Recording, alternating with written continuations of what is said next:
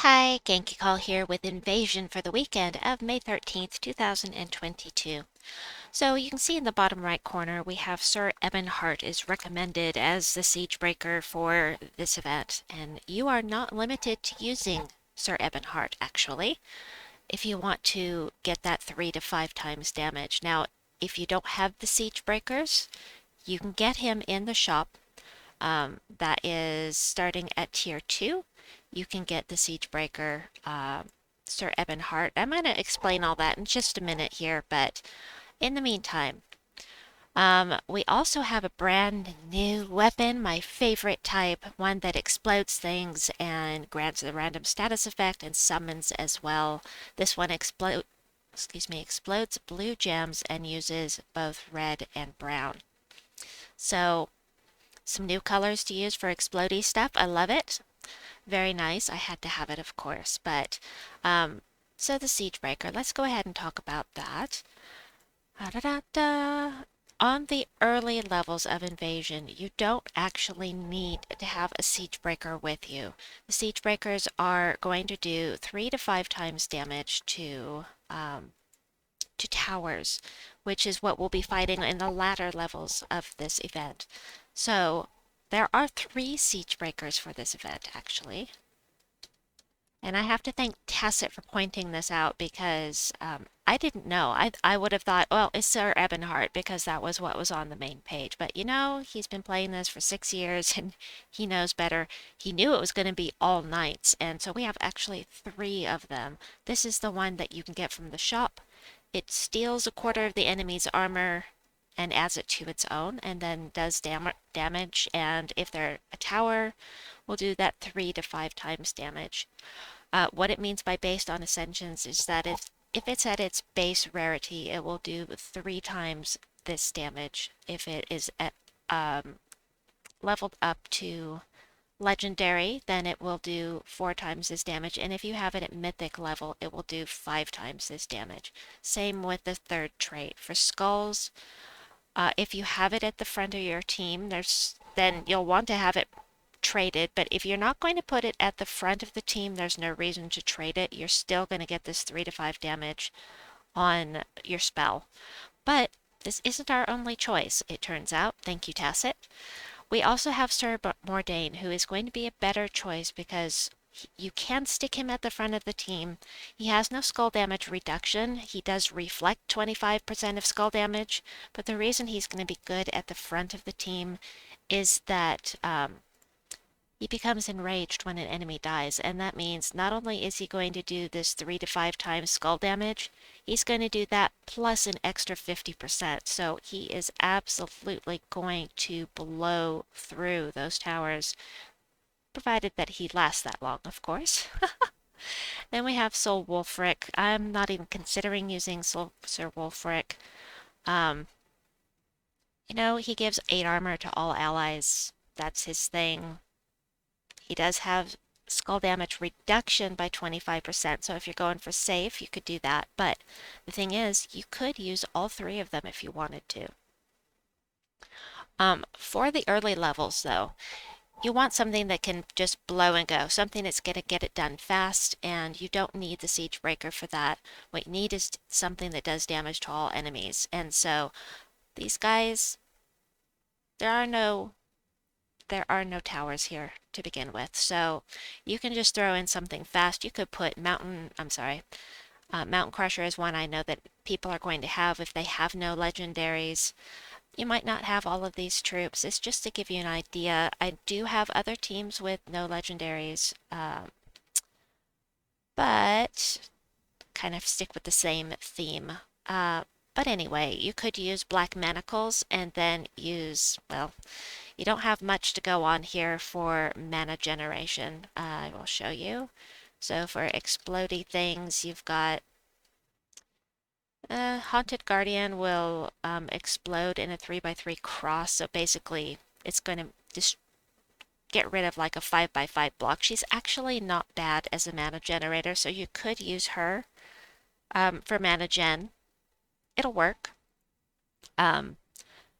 This is a legendary.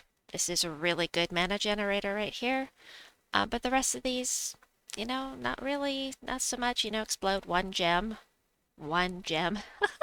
or we can go with destroy. And, you know, we've got some choices here.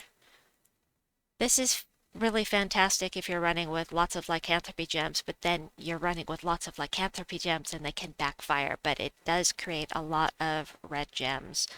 And we do have like the Clockwork Knight that can create lots and lots of yellow, but anyway, let me go over what I've come up with for you. And as I said, it's just to give you some ideas.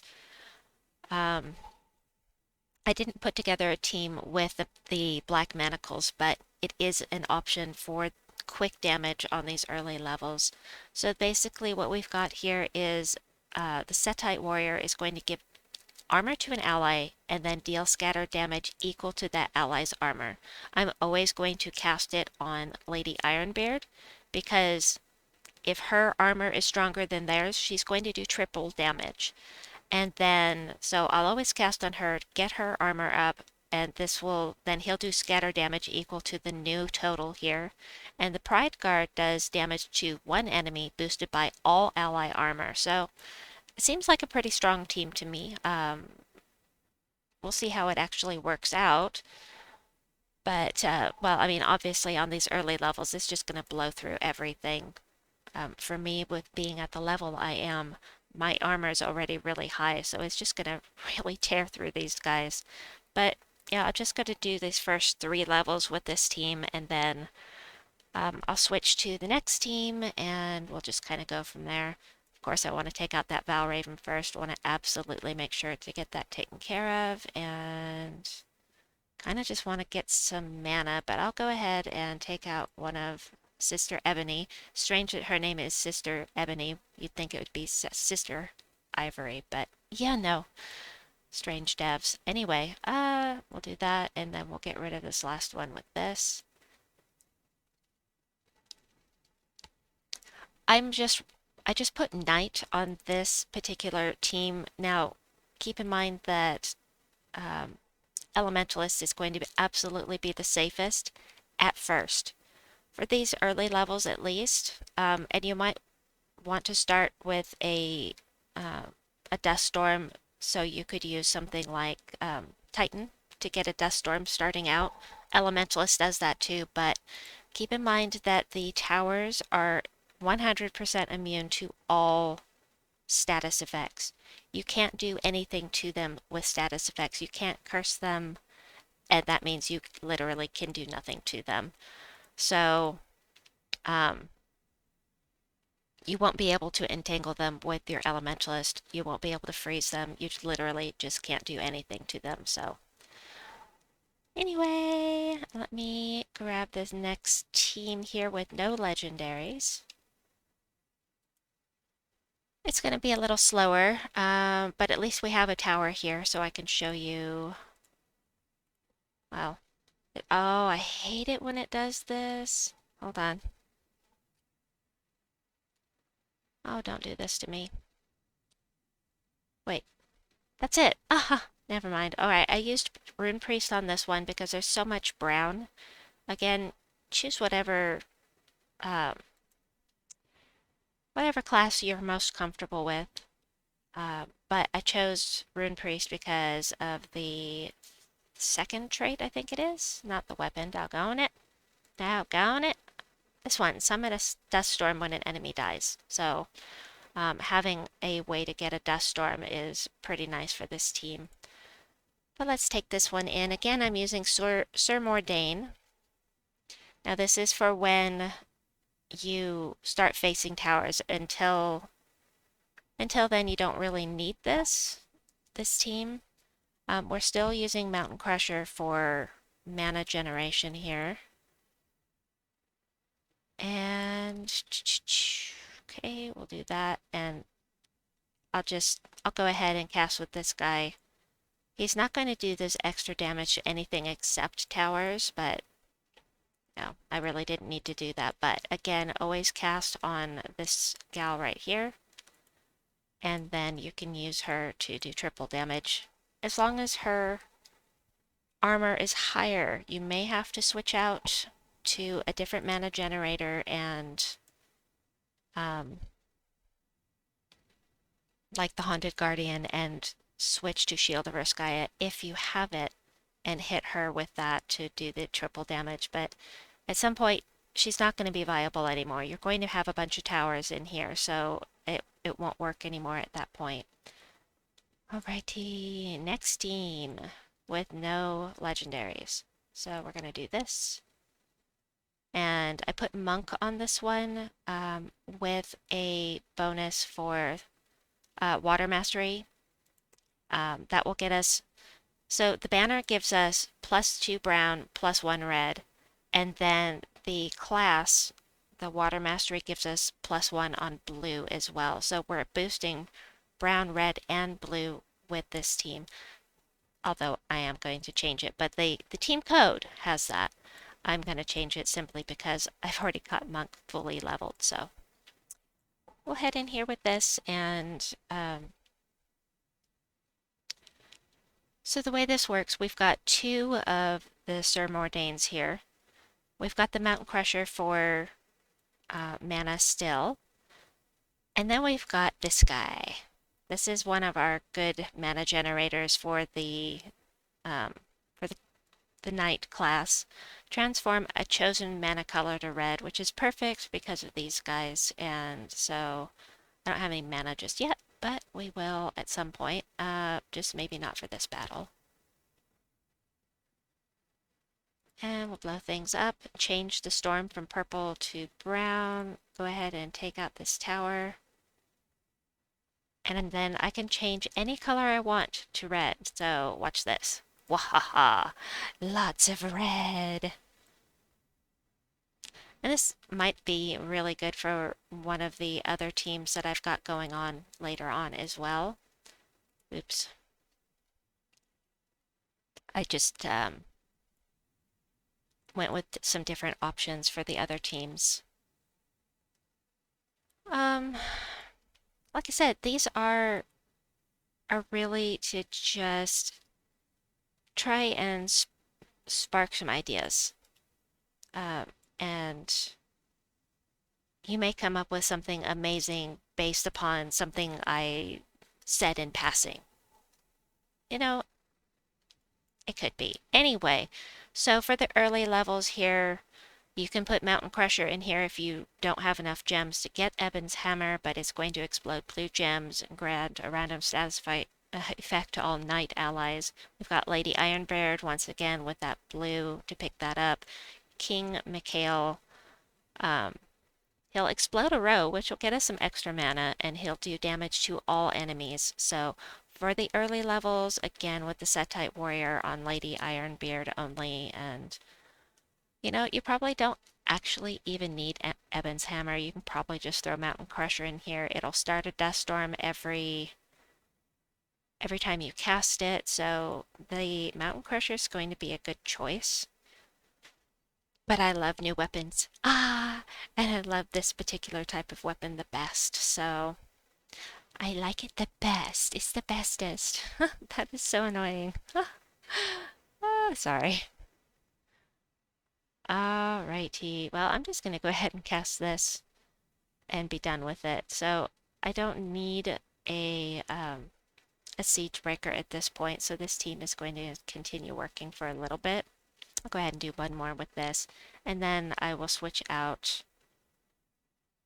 I actually have 2 more teams with Legendaries, and then I have one with Guard's Avatar. Guard's Avatar is just going to absolutely blow through these early levels without any difficulty whatsoever. But the next 2 teams actually came from my guild mates, because my guild mates are awesome. And posted this stuff in chat, and I was like, oh gee, those are great. Why not use them and share them, because they're good teams. Alright, I can blow stuff up. Yay!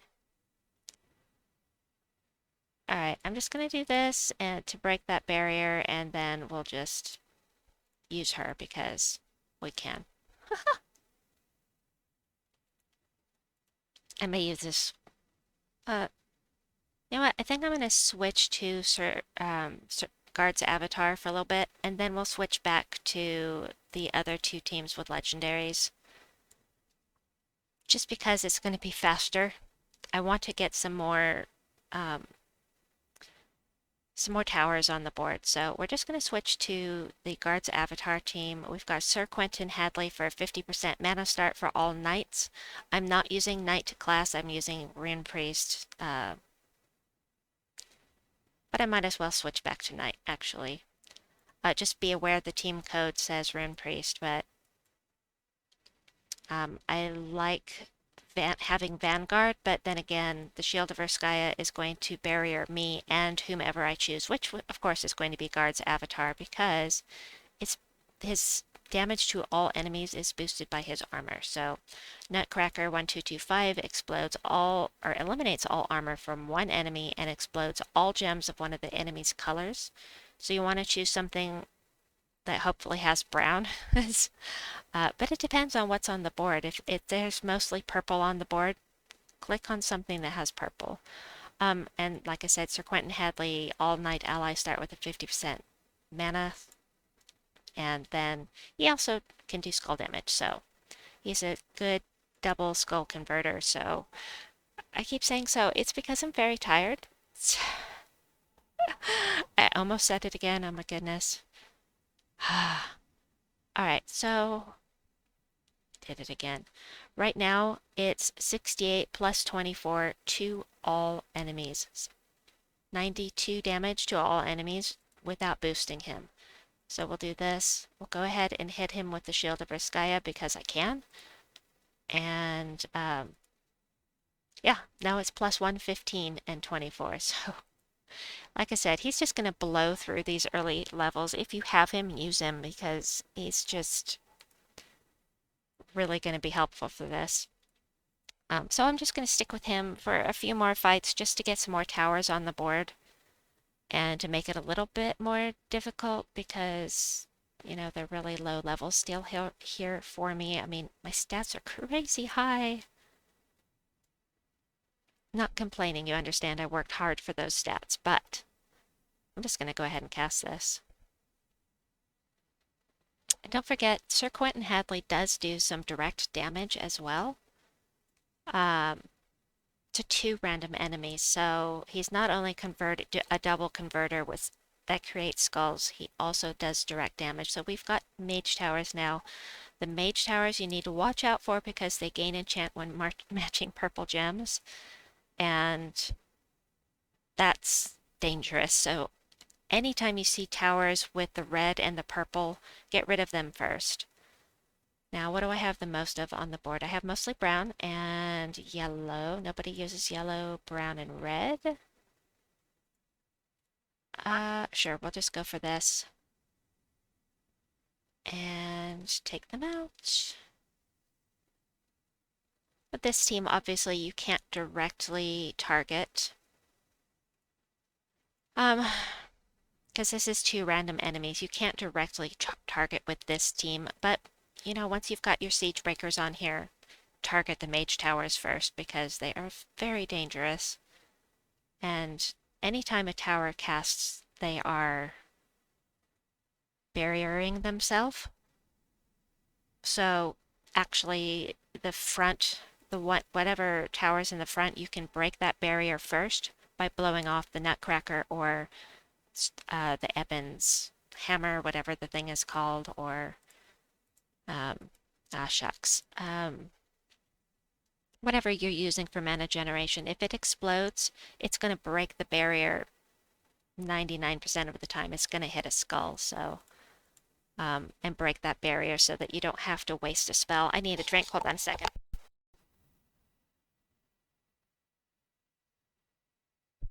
Water is gone. It's a travesty. I'm back. Alright, maybe just finish up this stage and then I will start with the other two teams that I have for you. I don't want to make you sit here and watch me just do this whole event when I'm not streaming. That would be rude.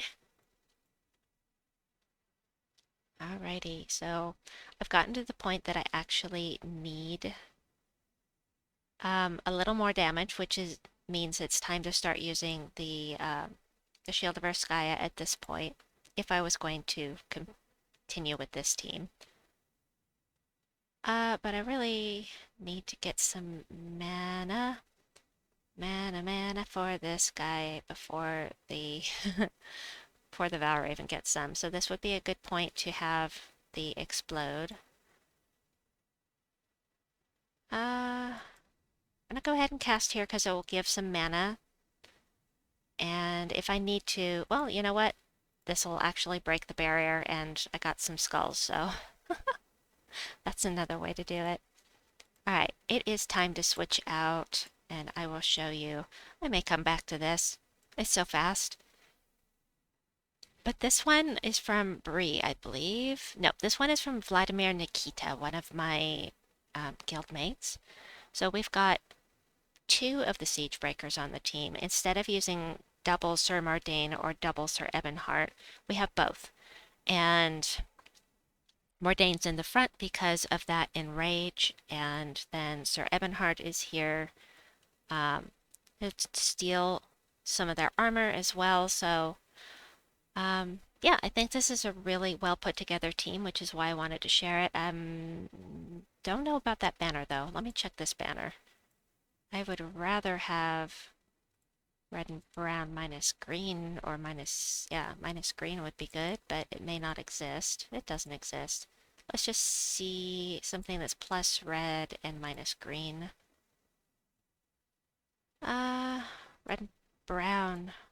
All right, I'm with you on the banner after all. I'm with you on the banner. Despite the minus purple, this is going to be the best bet because we'll still have plenty of mana, as you can see, despite the minus purple, because we're going to be blowing things up. But I'll do this. And this will be much more useful up front when there are four towers here. I'm going to take the one with the most mana first. And then we'll take out the other tower. I'm pretty sure I can just take these guys out without a problem. Now, this has two random enemies. Will it hit her twice? Let's find out. Yes, it does. Because it's random enemies, it will hit an enemy if there's only one left and it summons. It will hit that enemy and then hit the summoned one as well. That's the way that kind of spell works. I love it. So very well put together. I really love this team. It'll be great for the higher levels. And then one from my brother, Bree. And I paste. So we have double Sir Mordayne. I think that's an excellent choice because if you lose one, you still have one to do that amazing skull damage.